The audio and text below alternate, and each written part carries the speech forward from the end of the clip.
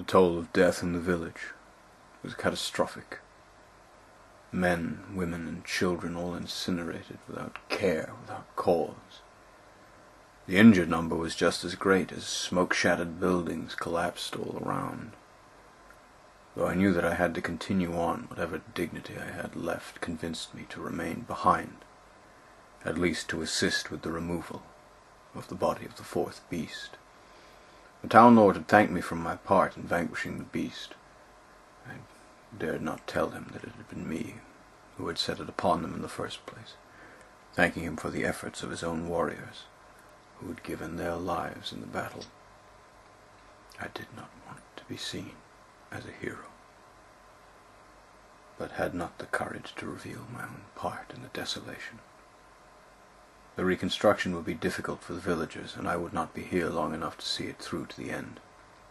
As the smoke finally cleared from the air, drifting off into the ether, I found myself alone amidst damaged homes and thought to myself of just how familiar this all felt. My own home had been burnt to the ground, all trace of life I had once lived burned to ashes before me, as punishment for my treacheries. As I lost myself in my memories, I heard a tiny whimpering noise not too far away. Glancing at one of the lost houses to have been extinguished, I heard the sound all the clearer, and I rushed over. Beneath collapsed beams, a tiny hand reached out. With whatever strength I could muster, I lifted the beam from the body of the little girl. Her hair completely burned away, her little body burnt and blackened. She was still alive, but barely.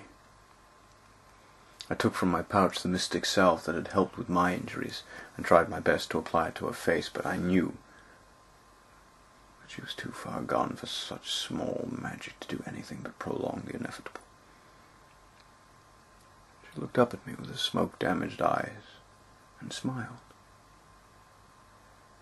She asked me if I had saved her, if I was an angel. A tear streaked down my face as I told her that I was, and that I would take her to heaven away from this horrible place very soon. She asked me if her mother and father would be there. I glanced around the house and held her close to my chest, so that she would not see what remained of her parents. And I told her that they would be there too. She asked me if she had done anything wrong. I told her no. She had done nothing wrong, nothing at all. Sometimes we are just lost amidst the horror of this world, but that soon she would be lost no longer.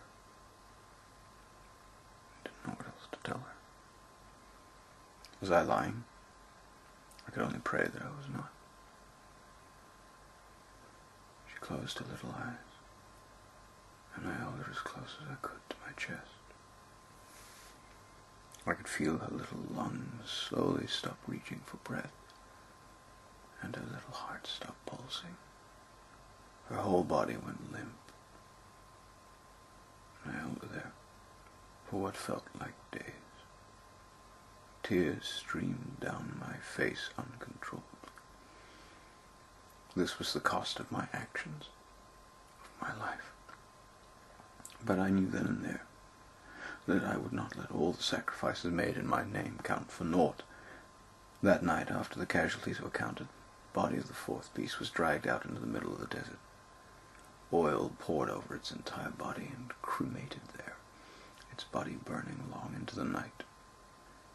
Without saying goodbye to anyone, I climbed onto my horse, and we rode off, the night sky illuminated by the burning corpse of the destroyer on the wing. I had said the only goodbye that I could make, and I had a long journey ahead.